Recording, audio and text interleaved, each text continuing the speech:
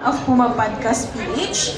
Experts from the academe highlight comprehensive sexual education to combat OSAEC and CSAM. Is there coordination between the Alliance and government institutions to integrate this in digital literacy education? If not, is this something the Alliance is currently looking into? Thank, can you all hear me, right? Okay, perfect. Thank you, first and foremost. It is a pleasure to be here. And it's an excellent question, and I think that the best way to respond to that is a little overview of the Alliance.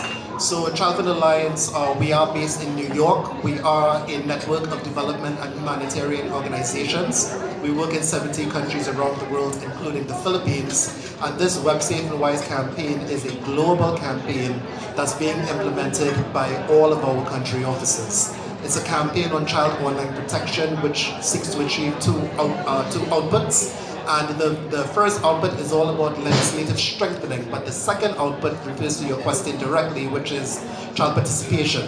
So we engage in several child participation programs to increase their digital literacy. And when we were first finding out what our activity should be, we worked primarily with Western Sydney University as well as several universities in the United States to sort of figure out what the data is and identify where the gaps were. Throughout that research, we found that children did not even know when they were being safe online. And one of our pilot programs is called Swipe Safe, which is in fact a training module to increase the capacity of children so that they can become difference makers themselves. And we talk about prevention so that they can prevent online threats. Thank you. All right. We do have another question from Nylon Manila from Rafael Bautista. What advice would you give to the youth who may feel ashamed or scared on how they can open up about experiencing online abuse to the proper authorities? Again, that is also a very excellent pointed question. So, you know that we have a Children's Advisory Council. You met some of them earlier today. When we have conversations with the council, it's really all about what is the best and most safe way you feel safe to disclose whether or not you've been a victim of abuse. And abuse can mean anything in this instance. It's not just online child sexual exploitation abuse, it's cyberbullying, it's doxing, it's harassment. And the way they most feel comfortable is in fact disclosing to their peers. So what we try to do at the Alliance is really work with our council to give them the tools so that they can become difference makers in their communities, so that their friends and their colleagues and allies in their schools and in their homes would feel safe disclosing to them because they are aware of the threats to online safety and they are aware of the ways that, one, you can report it, two, where to go to provide services, whether it's psychosocial support or other victim services, and three, really just created an opportunity for continued dialogue and engagement. They need to continuously talk to each other, and when they keep by talking to each other, then they're more relaxed because they're all kids. They're more relaxed, and then we found that they disclose easier that way. All right. Thank you, Ryan. I believe we do have questions from the floor. Ms. Anna Flor, if you do have question, and also if you can state your publication as well. Hi everyone, good afternoon. I'm Ana Flor Guzman from Manila Times. My question is, what is WIP, safe and wise? What is WIP, safe and wise? So Website Wise is our, in fact, premier foundational alliance campaign. It's an online safety campaign that came about because through our child and youth engagement, we started realizing that we needed to address emerging threats. So the Website Wise campaign actually launched in 2022.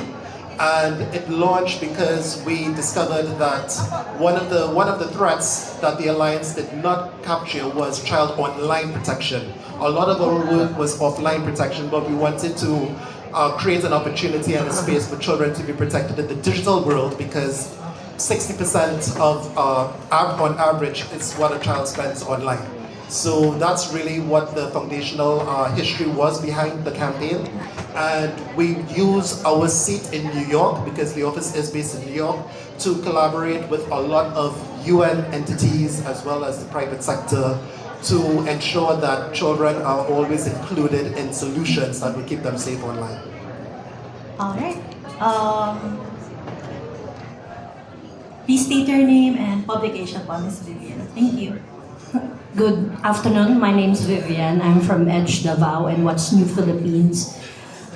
Just the other day, I heard a news about some children who are victims of this, these crimes that are being committed online. My question is, what are the specific programs that are being done by Child Fund Alliance that are community-based in order to protect the children from the far-flung provinces? Because from the news, these children are from the far-flung provinces. So I am just wondering if we do have community-based programs in those areas.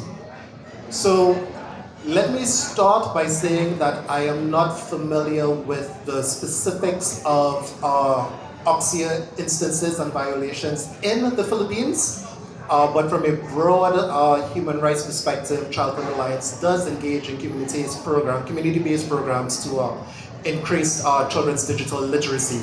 So I'll give you a pointed example. Some of the members of our Children's Advisory Council, they live in rural areas. They can't even show up to meetings unless they travel to the host city where our member is to join that event, join that session. So what we've started doing is we started working with schools in rural communities to sort of ensure that online safety would be part of the curriculum. So we work directly with those schools, and we go into those schools as much as we can, not very often, as much as we can, to ensure that one, even though a child is not online today, we know that the child's going to be online tomorrow. So it's all about prevention and ensuring that not just themselves, because everyone is involved in this space. So it's ensuring that children are aware of how to keep safe online, how the parents are aware of what their children are doing online, and create a safe opportunity for children to disclose to them. Community leaders, school teachers, psychosocial support workers, industry, everyone has a role to play in child online protection, and what we really try to do is do grassroots approach from the bottom up to ensure that at some part of the way there's someone that a child can disclose to, report to, or even just say, I don't feel safe online, what should I do? All right. Thank you, Ryan. Believe we only have room for 2 questions. Yes, go ahead. Hello, John Ordonez from Business World. So, has Child Alliance been working with players in the private sector, and have you observed that investors are hesitant to engage with countries with high cases of child exploitation, and what measures could be done to mitigate this investor hesitance? Child Fund Alliance itself is not a fundraising entity. So some of our members do that, but the alliance itself does not. So what else? I'll respond to you backwards to say we do have a lot of engagement with industry. So for example, the panel that just occurred earlier from Clean DNS, that's one of the Alliance's premier partners, and Clean DNS is a private sector company that removes CSAM, and other forms of abuse from the internet, and they report it to the Internet Watch Foundation. We also have an excellent relationship with TikTok in the US, Meta in the US, Yahoo in the US, and a lot of times we are invited to focus group conversations with their trust and safety teams to determine so that when a new product is about to be put on the market, the response of civil society is always factored into the thinking by that private industry.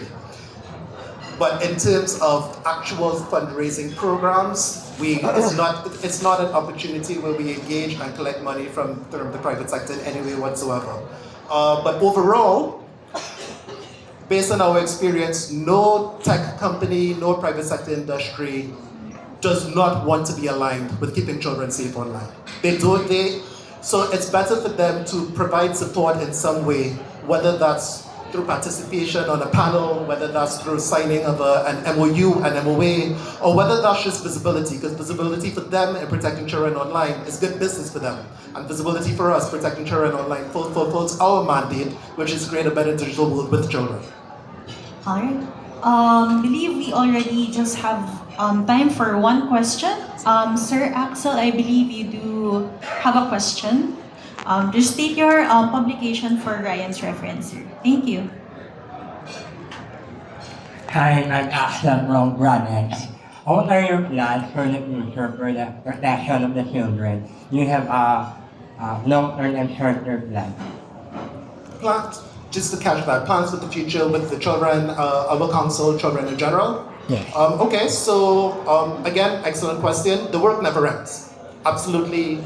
We have this event today where we celebrate our youth participation, meaningful youth engagement, but then we actually, how the Alliance works is we plan every 6 months in advance. So when I literally go back to New York next week, I will be going into planning until June, the end of the fiscal year.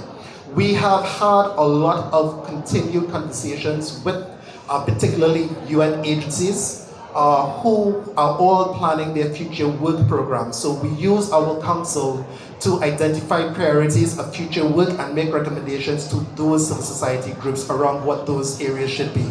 So a lot of the conversation earlier today was about generative AI, for example, or about deep faking and what exactly does that mean in this space. So I can say that we are in dialogue with the Special Rapporteur around child sexual abuse, and we are working with that office to prepare a work plan which is going to be a global legislative policy document around child online protection.